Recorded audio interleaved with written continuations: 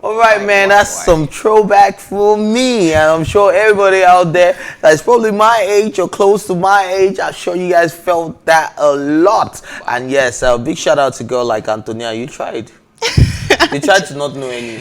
Those songs, I don't know. I don't know. Probably I don't listen to those jams back then, or my parents or people I was around, they listen to songs like that, but it's actually a bumpy jump. It's like, yeah, like now that I'm sure you're probably gonna go check them out. Yeah, I'm sure people that must have been listening to songs of that kind in that era must have been like, wow, I would love to dress like this person, because look at how jiggy the person looks. I was still in my brother's jeans because I wanted to wear baggies. Can see. You guys, like my sneakers, like my jeans have to go under my sneakers. You know when you wear jeans and then it's all dirty underneath and ripped. Like you used to work with. Like, come on, are you playing? I like fly dressing. Like that was like fly back now. My jeans cannot even pass my shoe. Skinny jeans. Like I cannot even. But back in the days, my jeans must go under the shoe. Like they used to call it keep Lagos clean. Then. You know what keep Lagos clean is? You sweep everywhere as your jeans. Yes, now you're moving. Your jeans they move with you. Both females, both males. It was a unisex thing for them back then. And well, looking at now. Bomb shorts, ripped jeans. Do you know this is so weird? Because I remember when my dad used to say all those things, and I used to feel like, what's on this old school man? I'm sure that's how these people are looking like. When you start giving birth to your children, be like, oh, what's on this old school man? Like. Anyways, yes, you know you can join the conversation by calling in on 0909-8408-408, and of course next week I'll be letting a lucky viewer, select the throwback videos. You just have to send it using the hashtag TEATIME. Send your 3 throwback videos for next week Thursday, and then we will play your videos. Just do that real quick. Hashtag TEATIME, PlusTvAfrica, or hit us up on YouTube at PlusTvAfrica Lifestyle, and yes, you can get this popping. Anyways, let's move on to the first story of the day, and this one is on Bimbo Akintola, who has described herself as humanist rather than a feminist. She said, "My passion for the girl child and the women does not make me a feminist. I am a humanist. I don't like this feminist idea because I think there's a focus on the swing of feminism that is extreme. It's toxic. I don't want to be part of that. I want to realize that you care. I want us to realize that you care about humans. If you say you're a humanist, that means every individual, boy, girl, woman, man, everybody. My niche is the women and the girl child because there is so much to do concerning this issue in Nigeria." All right, so what's your take on this one? Well, I think the whole concept of feminism has taken a whole turn now, because this country that we're living in, Nigeria, is one that has lots of factors that determine whether you should stick to this or that, and then you feel that like you're being boxed in a very, very small factor that you're like, okay, I'm a lady, but I don't think this and this should make me a feminist. I mean, I should be a feminist. And Bimbo Akintola now, she's an actress that has actually, portrayed lots and lots of roles in her movies that are linked to probably sexualized ladies or sexually abused ladies, girls. And people have already seen her as, let's say, the person or a model that they can look up to, as someone that you understand you if you're in a situation related to the role she's acted. So she not wanting to be seen or tagged as a feminist because of the toxicity surrounding it is quite relatable, because the whole feminism stand it's not just females that are feminists. We have male feminists too. We have the likes of John Legend, is also a feminist. We have Chris Martin from Coldplay. Like, there are other male celebrities that have taken the stand to be feminists. And so, are you a feminist? You personally? Well, I'm more of a gender equality stand. So you're a humanist? I'm a humanist. Yeah, you can put it like that. All right. So for me, right, I think I'm.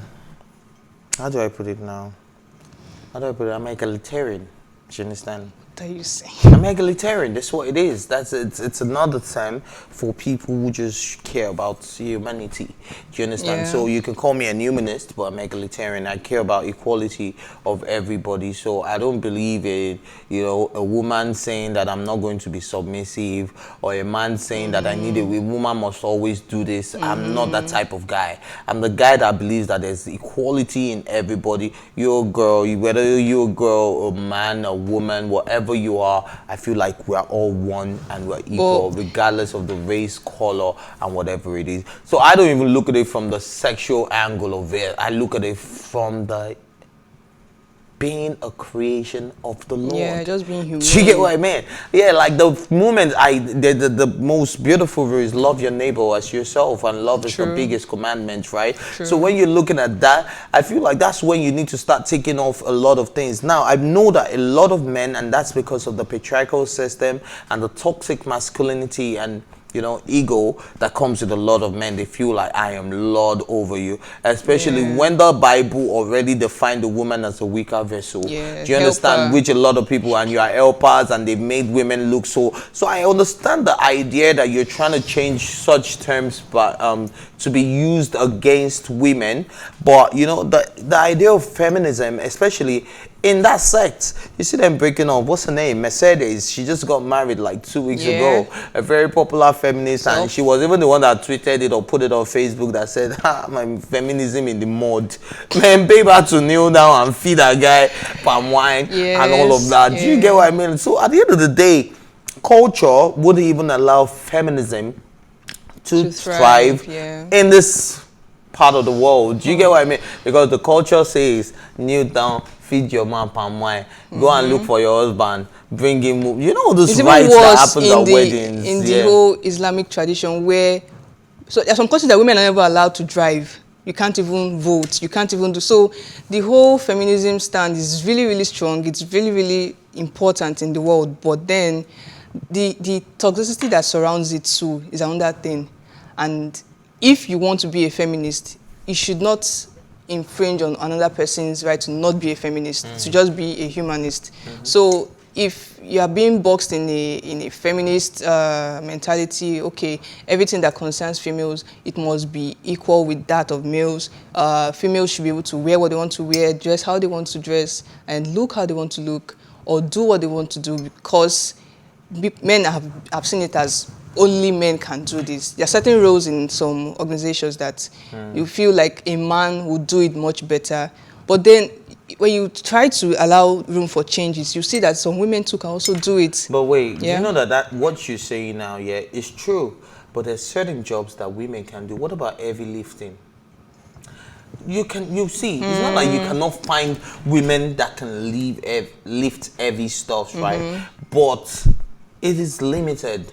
Compared to if you put the ratio together, more men will be able to lift it than with less effort than ladies. Yes. So look, we have to be real. That's why I feel like the concept of feminism, it's a making sense thing, but I feel like they lie to themselves one too many times than when they're being truthful. So there are times we agree with feminism, but there are times that we just okay.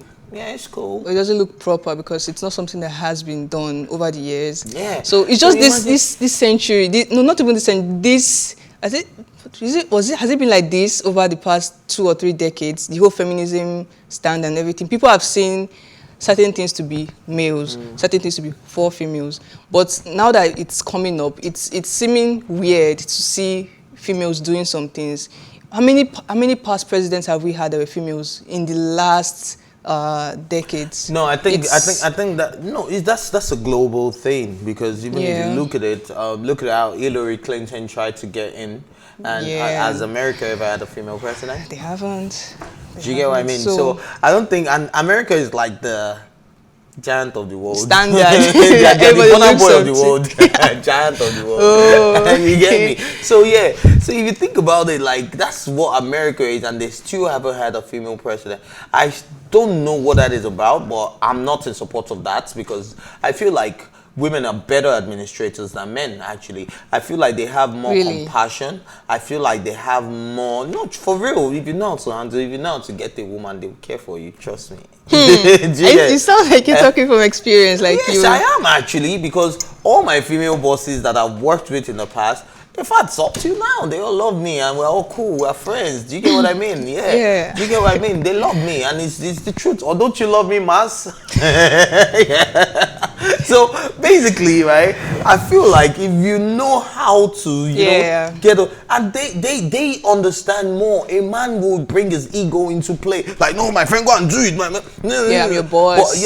But if you speak to a woman, and she can come from the human. Okay, okay. More understanding. All right, I understand. Don't worry, no problem. Sympathetic, empathetic. Man, are you not a man? You not go. You stand up. You move there. Men do not cry. Men do not cry. You have to be strong. You understand? So I feel like, you know, women are better administrators, and because I feel like one of the great attributes of being a good leader is being compassionate, empathetic, and being able to put yourself in other people's shoes. And you know, so feminism is, you know, it's a broad ideology that hasn't even been understood by the women that claim to be feminists, because it is so broad and it changes every single day. Now there are places that women did not thrive 5 years ago that they are doing so now. Do you understand? Yes. So it changes every time. It changes every time. But like I always say, put your woman first.